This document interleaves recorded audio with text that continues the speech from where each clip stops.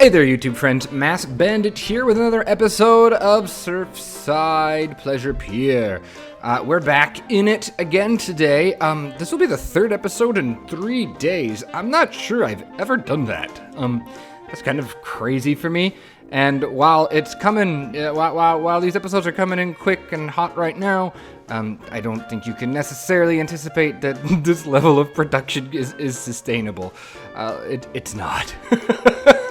So, hopefully there'll be an episode tomorrow. We might be able to keep this up for a week or so, but after that, I'm not sure. We're gonna see. So anyway, hi everyone. If you are digging the series and you're liking the content, go ahead and hit that like button for me, please. I would appreciate it. And if you are new here, you're just finding me today or in the last few days, you've been watching a couple videos, consider subscribing if you haven't so you don't miss out on any of the Planet Coaster or other simulation or management games that I like to play. I've kind of put all the other games I have on hold for a while. I have a week's worth of non-Planet Coaster games. I've got a Jurassic World and Park Attack and a bunch of other things that I'm just kind of waiting. Right now, I'm just feeling the Plinko vibe, you know. So hopefully, those other videos will be coming out. I don't know, a couple days. We'll see. They'll eventually be out. So, but anyway, you're not here to listen about that. You're here to watch and listen about more of Surfside. So, today we're building a coaster, and if you know anything about me, you know that coasters are not my strength. So this was incredibly frustrating. It is actually Wednesday morning again, and I'm here recording on hopefully the same day that this video releases, which is not something that I usually do.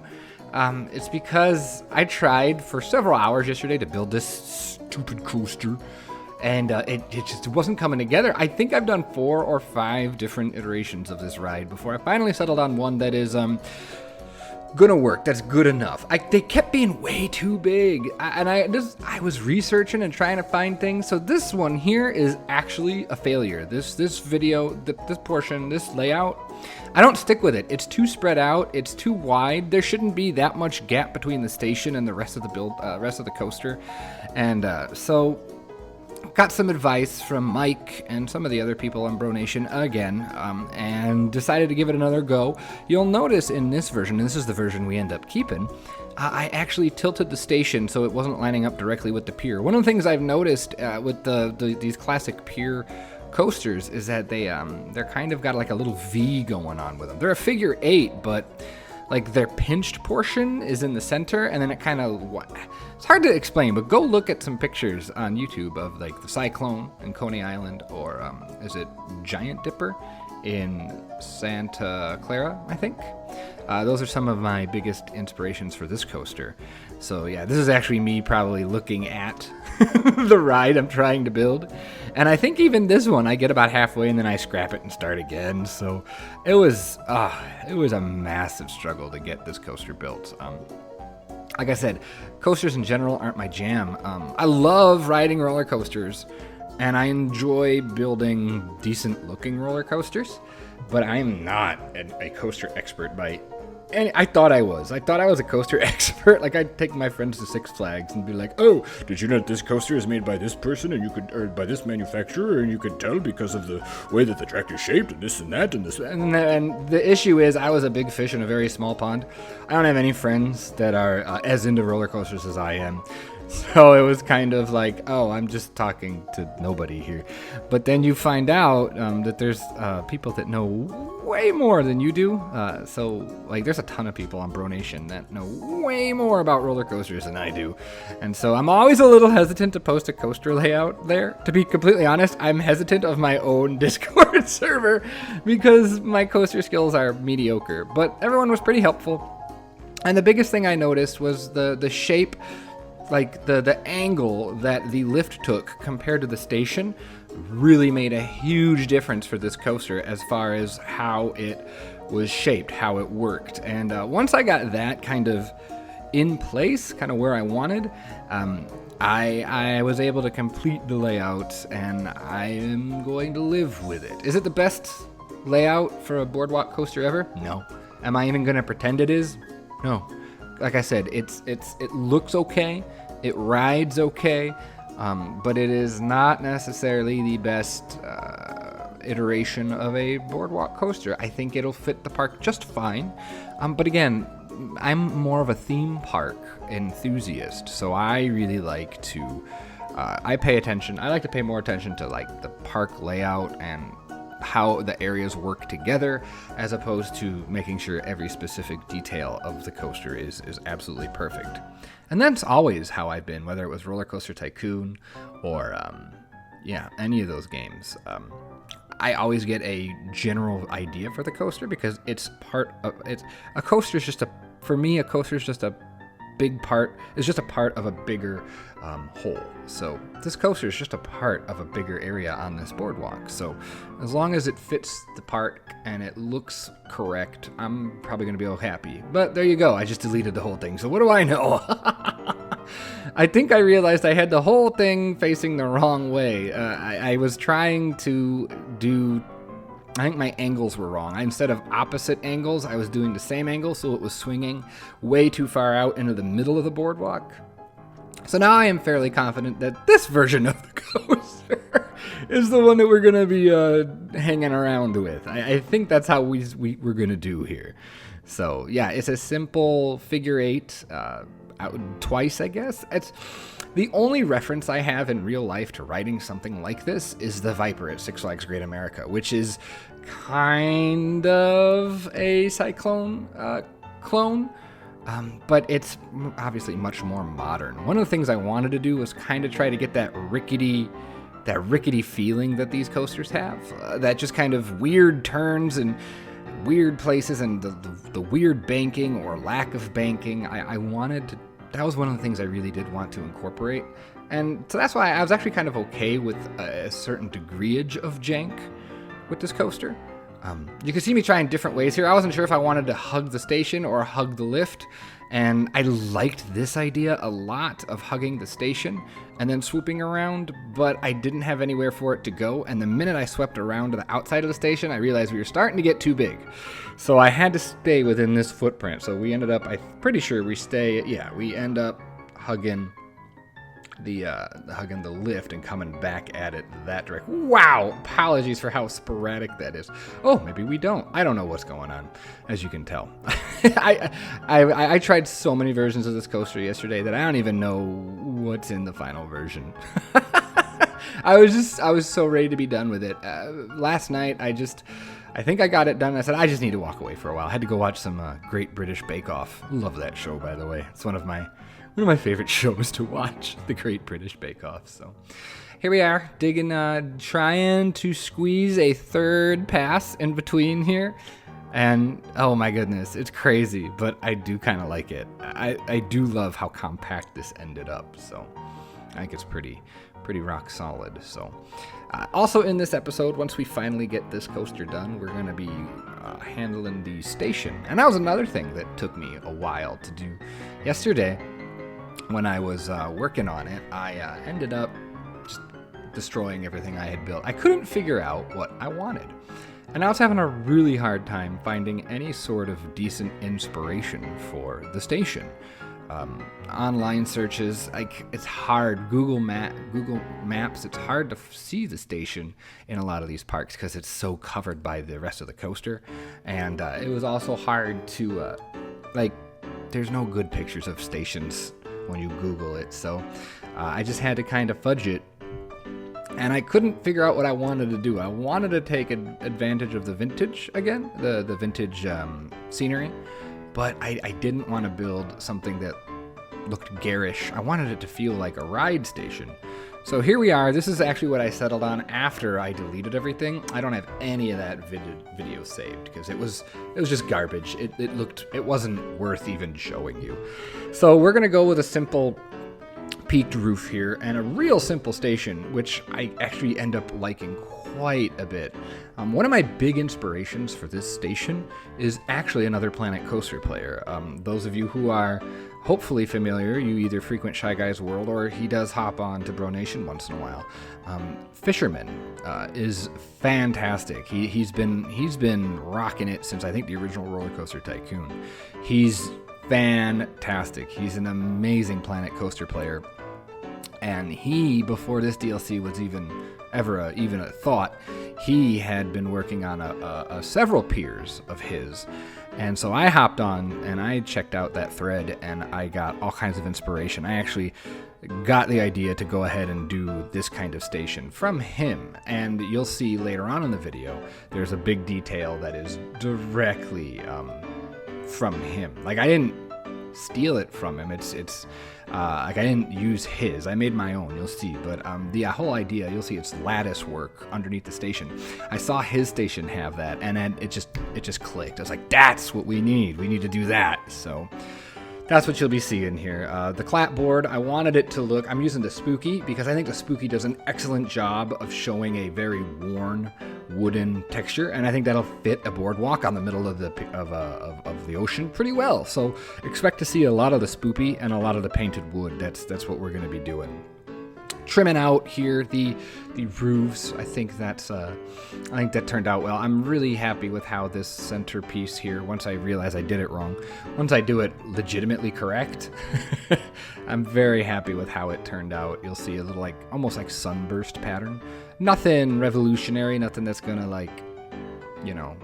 win any awards or anything, but I think it fits the style of the station and the time period quite well. So I'm really pleased with that. And you can see we have some of the new columns and some of the new decorative trim from the vintage pack. And again, really nice looking. I'm very pleased with it.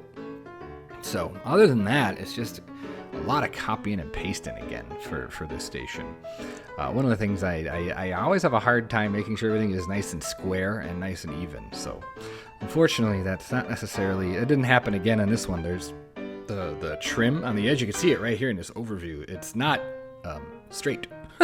And I don't know how that happened. So unfortunately, I do fix it later once I realize what's going on. But yeah, it took a while to be like, oh, and here you'll notice my pillars are not straight. So I have to delete all those, or the columns, I have to delete all those and slide them over. So I end up doing a lot of extra work that I necessarily don't have to be doing, but oh well, what are you gonna do, I guess. So there I realized, oh, that's not straight at all. That looks like hot garbage, so let's fix it. So it doesn't look like hot garbage anymore. Yay, now it looks significantly less like hot garbage. These chain link fences. I figured that while it's going to be a nice boardwalk with some, older flair, there's still going to be some jank because it's still a boardwalk. So I thought this chain link fence really close to where the track is would be a great way to incorporate some jankiness to the park. That's kind of something Mike and I with RollerCoaster have always prided ourselves on. Is it's not all going to be spectacular. There's going to be some ugly corners and some ugly parts. So, and I think it also adds to the realism of the area. I mean, I really do think that something like a chain link fence that's just out there and you can see it, it's going to make it feel a lot more like a real park.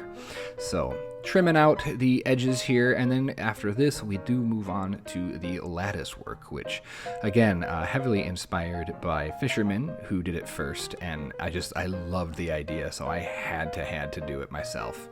And I think it does such wonders for completing the look and making it really feel like boardwalk. Here I am actually looking up the image and seeing how he did it, and I tweaked it just a little bit. I might have used a different piece for the actual lattice work.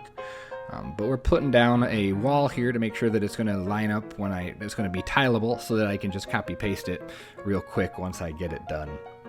Using the little, I still use that trim.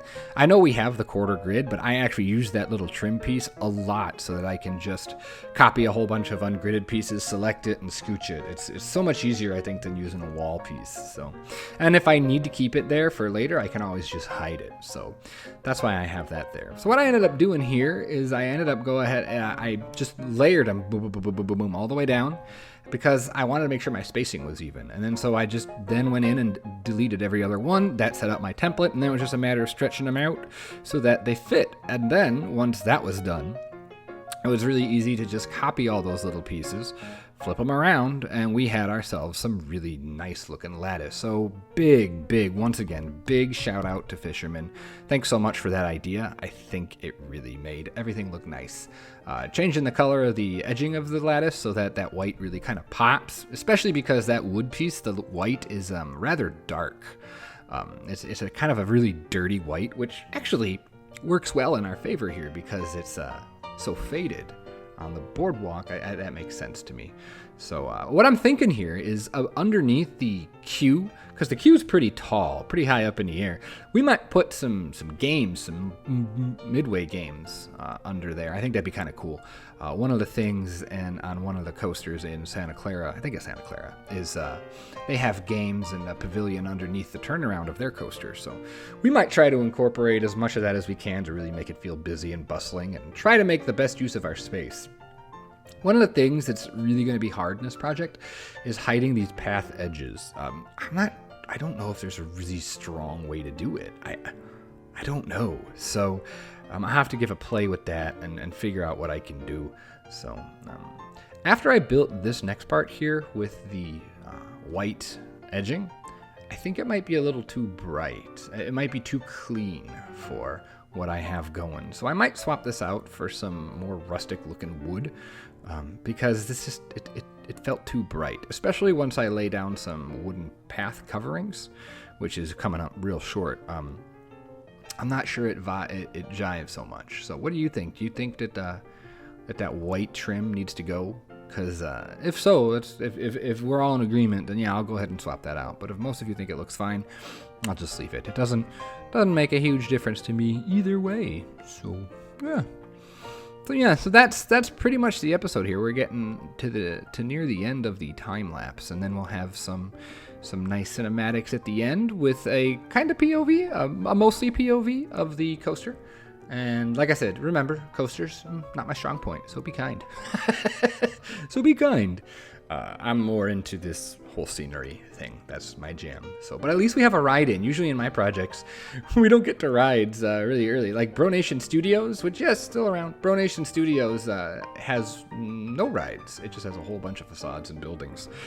So we need to get into there and we need to build a ride. Some people on Bronation were asking me what's going on with the other projects, and I think after it's going to be Pier. It's going to be Surfside for quite a while, hopefully until we're done with it. And once we're done with it, then we'll go back to the other things. I wouldn't expect much Planet Coaster that's not this until we're just about done with the pier here. So, and like I told them that I think Conifer Slopes is up first, and then it will get back into Bronation Studios.